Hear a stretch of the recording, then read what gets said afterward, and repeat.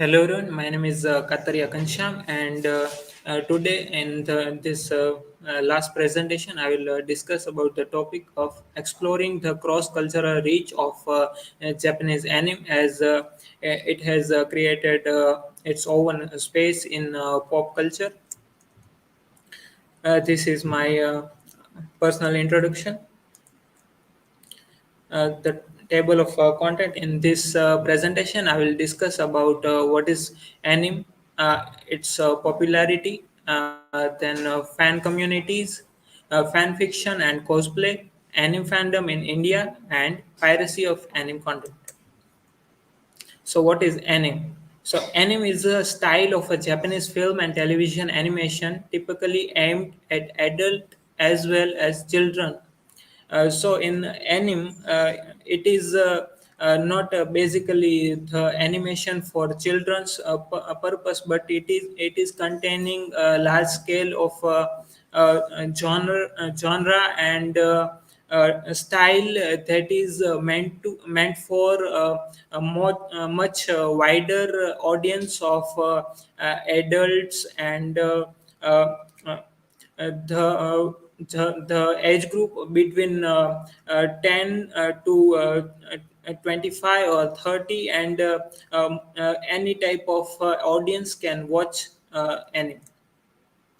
Manga is the umbrella term for a wide variety of comic books and graphic novels that is originally produced in Japan, and it is not like other comic books, but it is produced in black and white. And uh, I'm discussing this manga because most of the popular titles of animes are the adaptations of manga comic books. So that's why it is important to understand what is manga. If a manga series is popular enough, it might then become an anime, as was the case with both Dragon Ball and Sailor Moon.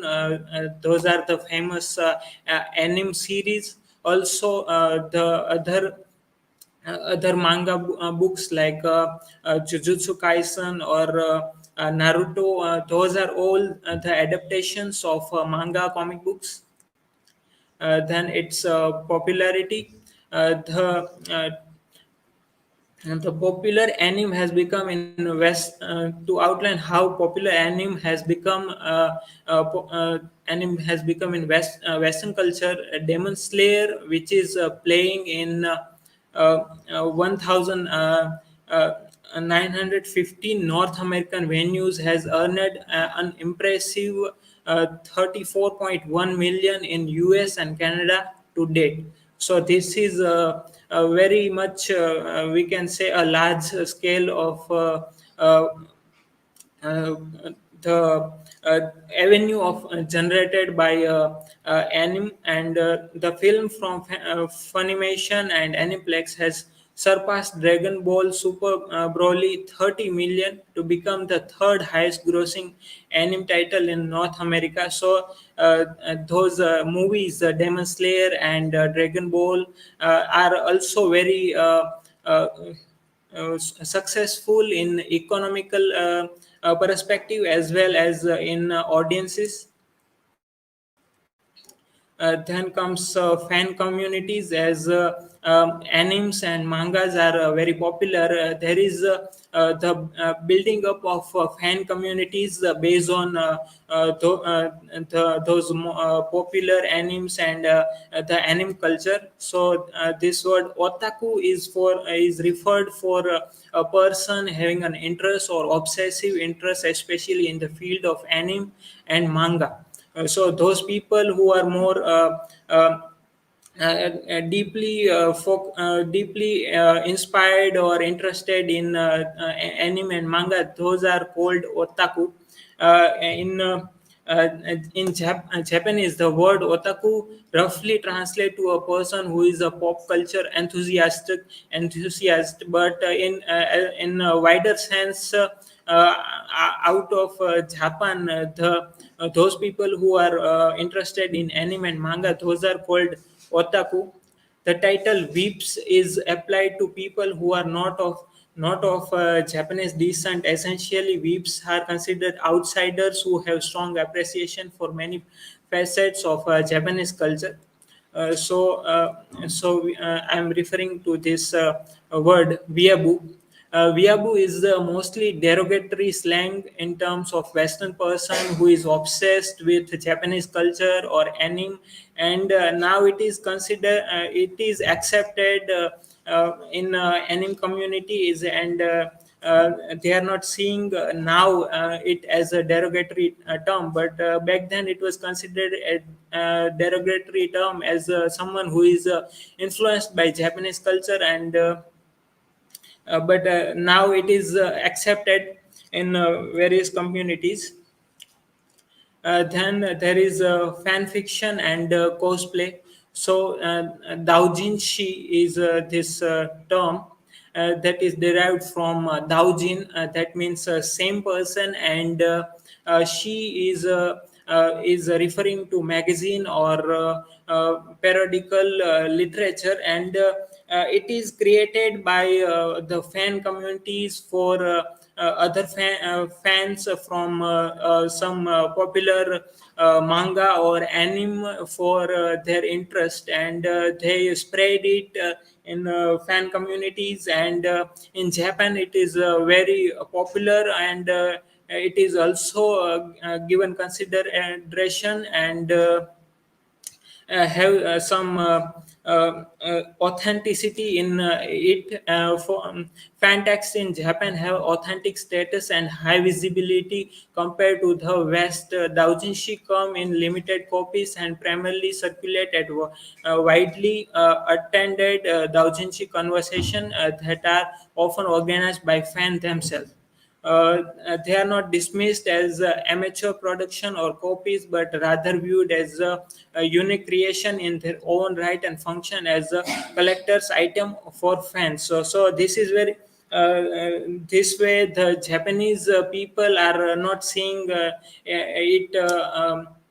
In something that is copy or not authentic, but it has its own value, as the fan community is really appreciating the original work, and they are making their own scenarios, and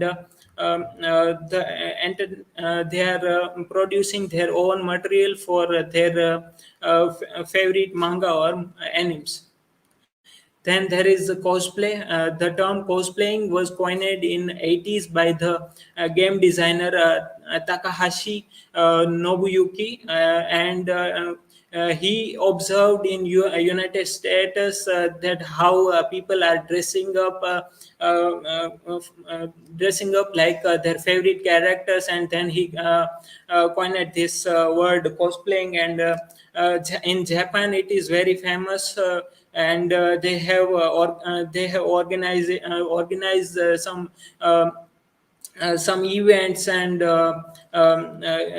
festivals for cosplayers, and they make the display out of it, and they generate income out of it, as they pose for photos, and they share DVDs and videos and selfies, and that's how it is also create generate incomes for those who cosplay for their favorite characters, and uh, that's how it is seen.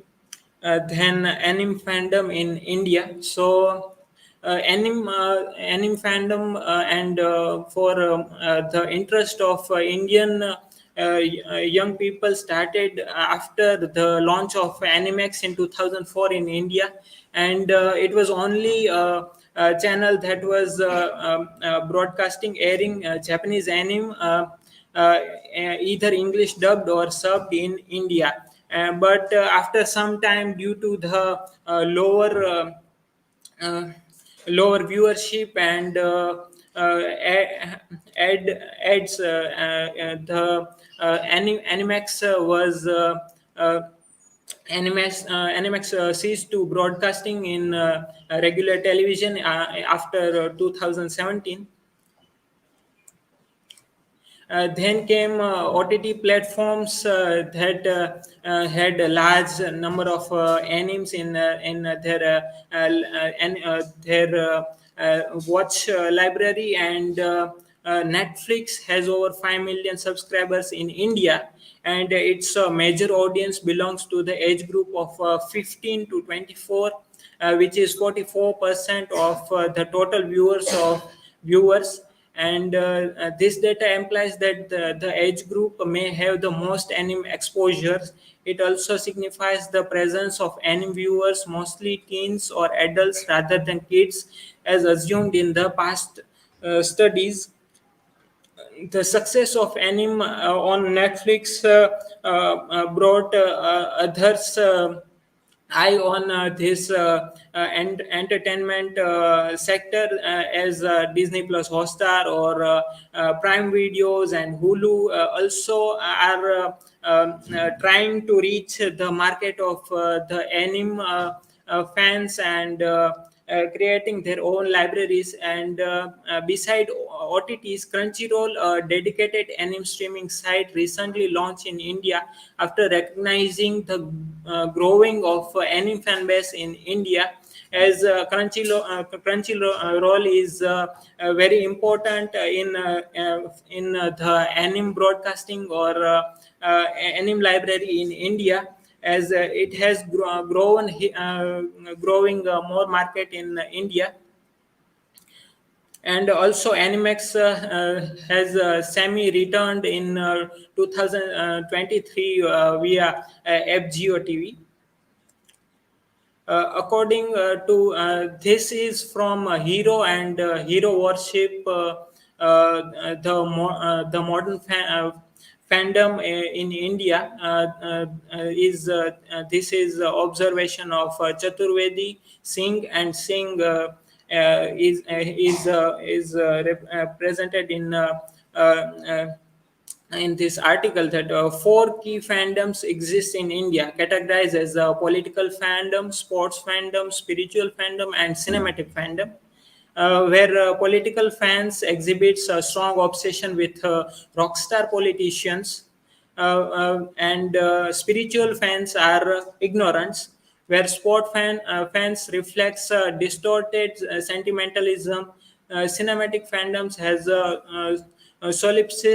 solipsistic and narcissistic quality. Since the domain of Indian fandom is densely populated by these fandoms perceived to have pathological qualities, fans of transnational and transcultural popular media forms like anime are mostly overlooked.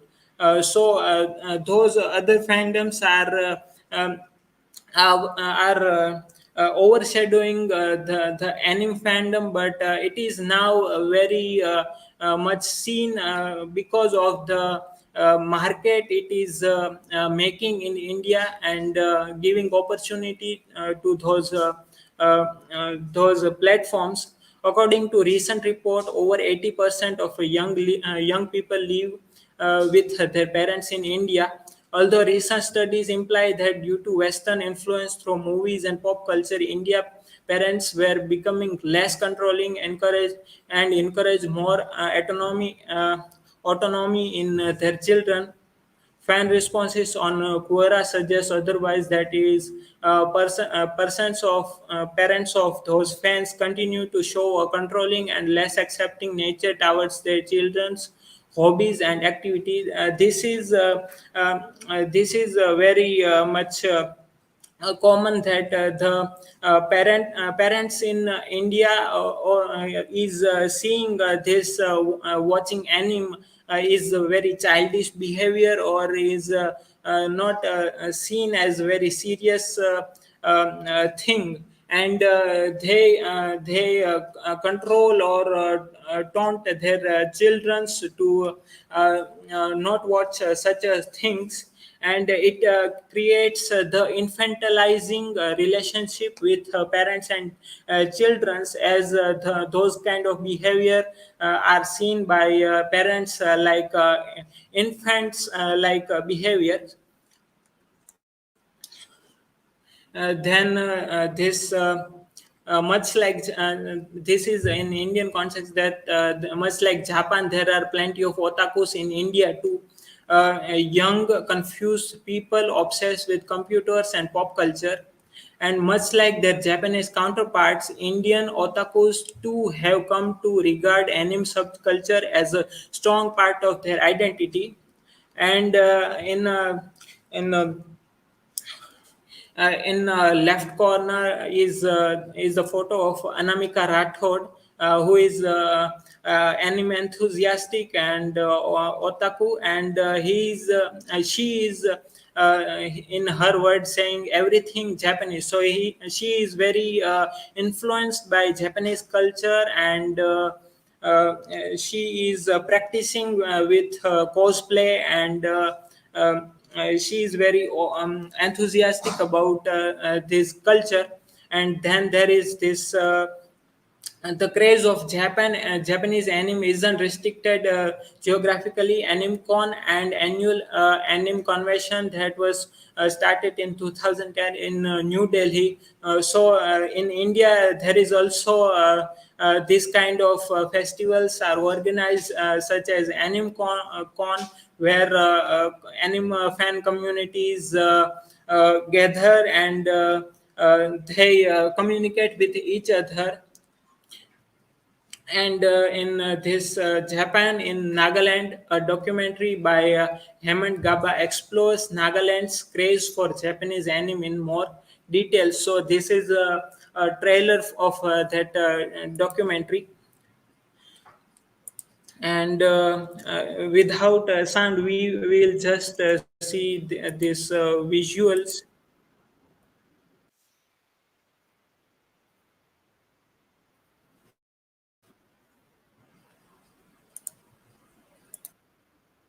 How the in Nagaland there are craze of anime and Japanese culture. So those people dress like their favorite characters from anime and manga, and show their interest in this culture.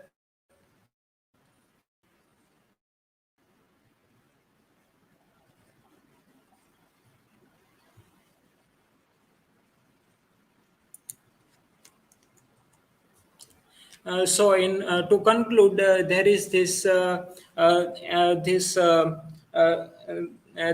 part of anime piracy, as the sector is growing. There is also this challenge of piracy in the anime content. So if we see the research and data given by CODA, Japanese Content Overseer Distribution Association, that released a study in 2000, this study that between 1.9 and 2.2 trillion yen in 2021 uh, is lost by Japanese entertainment sector because of the piracy of manga and other animated material. The organization calculated that anime and other video content from Japan lost 906.5 billion to 1.4 trillion yen to piracy, while manga and other published media lost 395.2 billion to 831.1 billion yen. Koda attributes the rise of piracy to people spending more time indoors due to the COVID-19 and 19 pandemic, and the proliferation of streaming service. That's how the piracy is a major challenge of the entertainment sector of this anime and other animated content from Japan. In this presentation, there is not explored other topics the topic of this anime in popular culture, and those some of those are like identity, racialization, identity in this anime and manga, and other things like fan service, sexuality, objectification, and how it is seen in Western culture and entertainment sector, how it is creating the competition and other things related to this topic. This is my references. Thank you, everyone. You can ask me questions.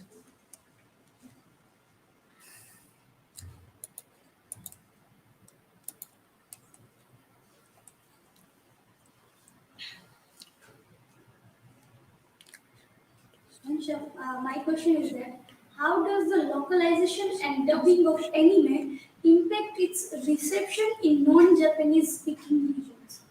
It is seen as if someone is a fan of those anime and manga series, those that call themselves otaku or weebs. Those people see that the original work is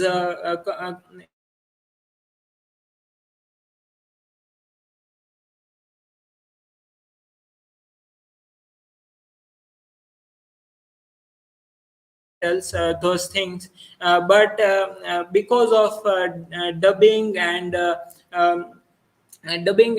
subtitles, it is also reaching those audience that were not before the audience of this content, but the dubbing and other things are also reaching out to those people, but the original content is more accepted by those enthusiastic of animes and anime fandoms.